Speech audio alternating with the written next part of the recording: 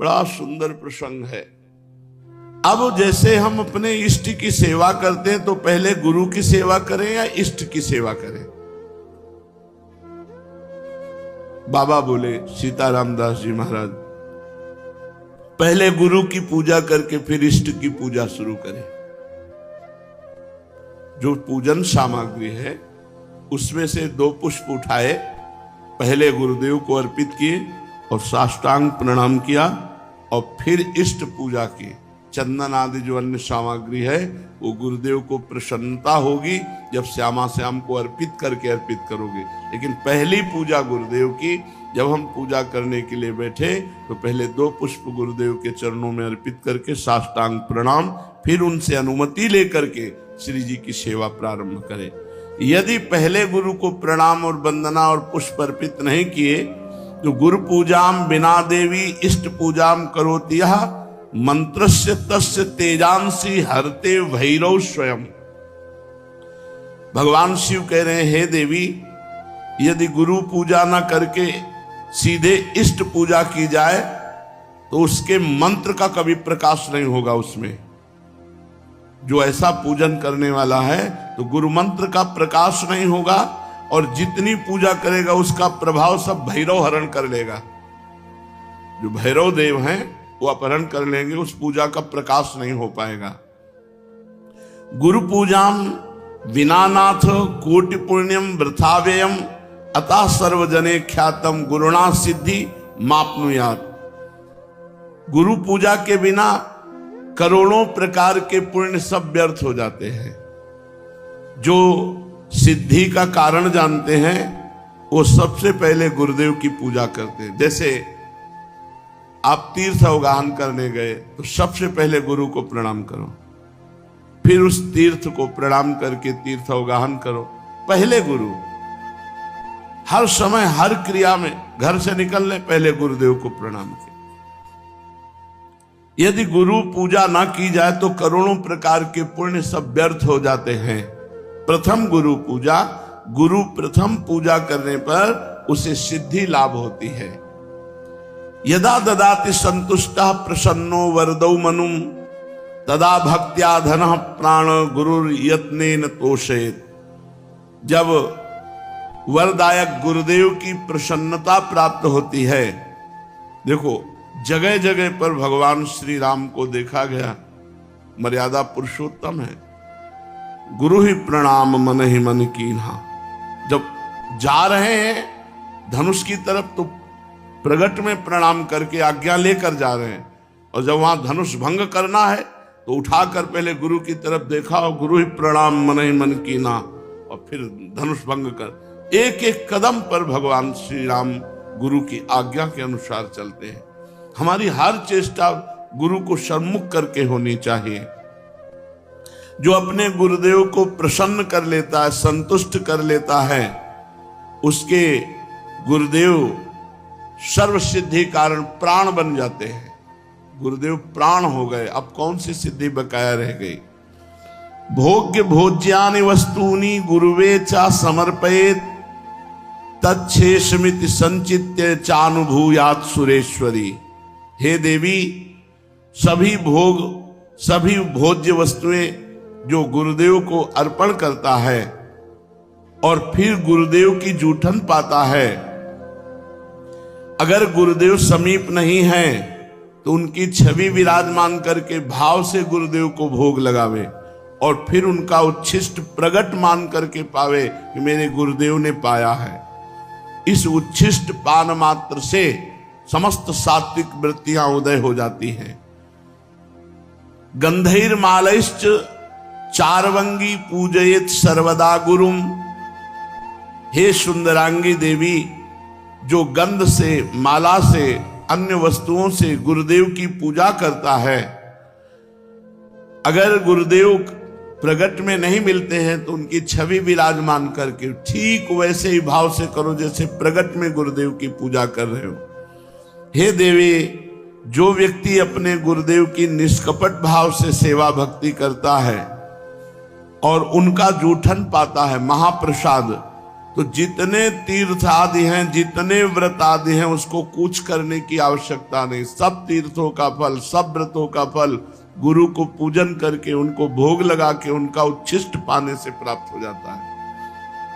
हे देवी, श्रुति कहती है कि भोग मोक्षार्थियों के लिए, ब्रह्मा विष्णु महेश्वर के पदाकांक्षियों के लिए केवल गुरुदेव की भक्ति ही एकमात्र उपाय है, अन्य कोई मार्ग नहीं। गुरु भक्ति के द्वारा असाध्य साधना भी साधित हो जाती है। जो असाध्य साधना है वो भी साधित हो जाती है। जैसे बहुत बड़ा पहाड़ जैसा रुई का ढेर लगा हो तो एक दिया सलाई लगाते ही भस्म हो जाती है, ऐसे ही गुरु सेवक के महान पर्वत जैसे पाप भी क्षण में भस्म हो जाते हैं।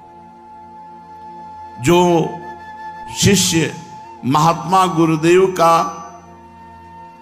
सेवा, शुश्रूषा, आज्ञा उनके परायण रहता है, तो उसे अन्य कोई साधना नहीं करनी पड़ती।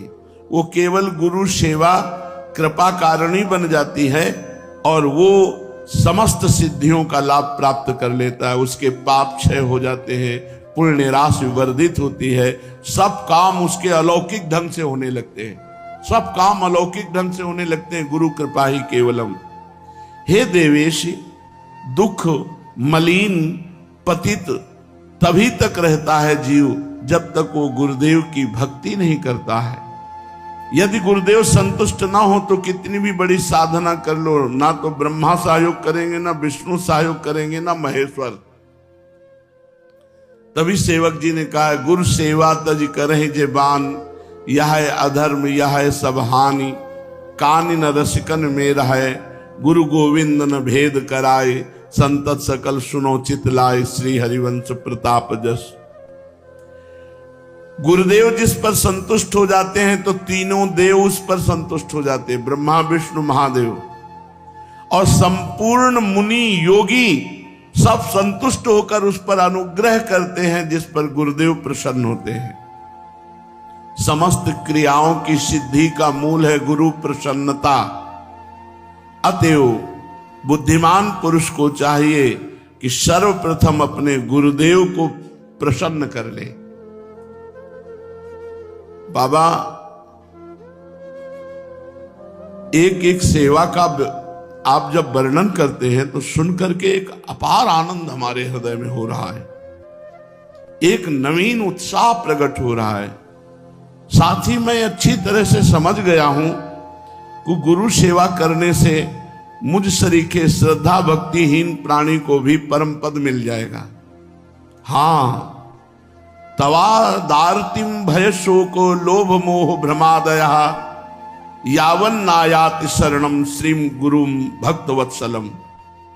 तभी तक पीड़ा, भय, शोक, रोग, लोभ, मोह, भ्रम ये साधना में विक्षेप डालते रहते हैं जब तक भक्त वत्सल श्री सदगुरुदेव भगवान की शरण नहीं ग्रहण की जाती। अधिक क्या कहूं, यदि गुरुदेव संतुष्ट हो जाएं और कह दें कि जा तो मुक्त हो गया, तो इस बात को भगवान भी नहीं काट सकते। बस ये बात पकड़नी। तो कह रहे भगवान भी उस बात को नहीं काट सकते। यदि गुरु कह दे कि जा तो मुक्त हो गया, बस मान लेना चाहिए मैं तो मुक्त हो गया, मेरे गुरुदेव ने कह दिया। जैसे कभी कभी आनंद में उमगन में होते हैं और कह देते तू चिंता मत करना, जब हमने भार ले लिया तो तुम्हें क्या चिंता करना, बस निश्चिंत हो जाना चाहिए। कि जब गुरुदेव ने कह दिया कि हमने भार ले लिया तो जब उन्होंने ले लिया, पर जीव देहाभिमानी है, वो इसे विनोद समझ लेता है, इसे व्यर्थ बात को समझ लेता है। ये भला ऐसे इनके कह देने से मुक्त हो जाएंगे क्या। एक बार गुरु महिमा प्रदर्शित करने के लिए देवर्षि नारद जी बैकुंठ में गए। ये हमारे पिताश्री के गुरुदेव आते थे, श्री स्वामी शारदाश्रम सरस्वती जी महाराज, वो सुनाते थे, हम बच्चे थे तब सुने थे। तो बैकुंठ में गए, थोड़ी देर बैठे और हटे, विचरण के लिए चल पड़े। तो वहां भगवान के पार्षद जल छिड़क के पोछा लगा रहे थे। किसी कारण से फिर देवर्षि नारद वापस लौट आए, तो उन्होंने देखा जहां हम बैठे थे वहां जल छिड़क के पोछा लगाया जा रहा। तो भगवान से कहा, प्रभु आपका नाम लेते हैं, आपकी शरण में है, तो क्या हम अपवित्र हैं? भगवान ने कहा, पार्षदों से पूछो। पार्षदों से पूछा तो पार्षदों ने कहा, आपने आज तक गुरु नहीं बनाया, इसलिए आप महान भक्त तो हैं, लेकिन जहां आप बैठोगे तो निगुरा जहां बैठता है वो अपवित्र जगह हो जाती है। तो देवर्षि नारद जी ने भगवान से कहा कि आप ही हमें बताओ, हमारे तो गुरु आप ही हो, आप बताओ हम किसको गुरु वरण करें। तो कहा, कल प्रातः काल आंख उठते ही जिस पर पहली दृष्टि पड़ जाए उसी गुरु बना लेना।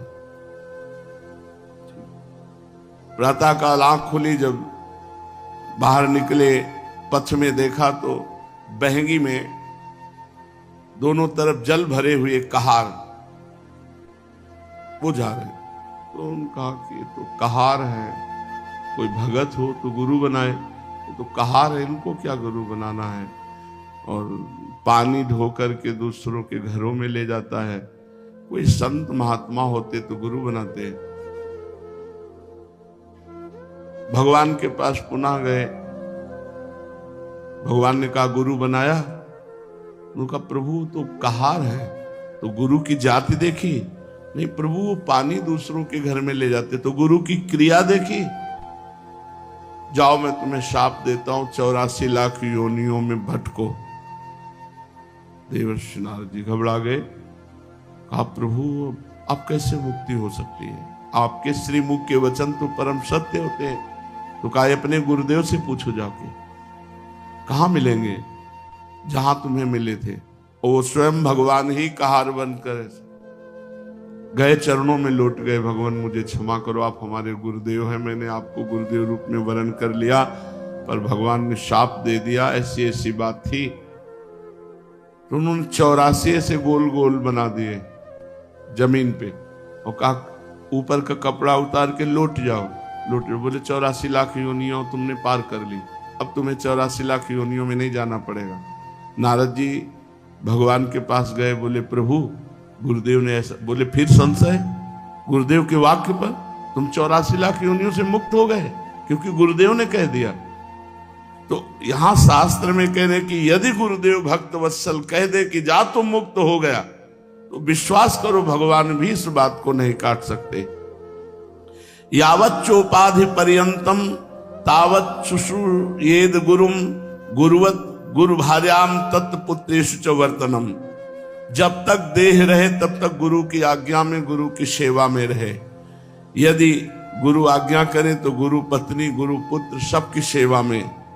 ऐसा पूर्व के भक्तजन करते रहे। महाभारत उठा लो, चाहे वेद उठा लो, सब जगह गुरु सेवा। क्योंकि उस समय गुरुजन जो रहते थे वो जंगलों में रहते थे, पर्णकुटी में रहते थे, पर उनकी गुरु पत्नी भी रहती थी, उनके पुत्र भी होते थे। तो यहाँ आज्ञा कर रहे हैं कि अगर गुरु आज्ञा करे तो गुरु पत्नी, गुरु पुत्र आदि की भी गुरु के समान ही सेवा करे। यश देवे पराभक्तिर यथा देवे तथा गुरो तस्सेते कथिता हरथा प्रकाशन्ते महात्मना। जिसकी परमेश्वर में जैसी भक्ति है उसी तरह गुरु में भी वैसी भक्ति होनी चाहिए, परमेश्वर के समान। श्वेतरोपनिषद में है, यस्य देवे पराभक्तिर यथा देवे तथा गुरु। जैसी भगवान में भक्ति है वैसी गुरुदेव के प्रति भगवत भाव होना चाहिए, तभी उसकी बुद्धि शुद्ध होगी और तभी शास्त्र के वाक्य ज्ञान उसके हृदय में प्रकाशित होंगे और गुरु का अनुभव उसके हृदय में स्थित हो जाएगा।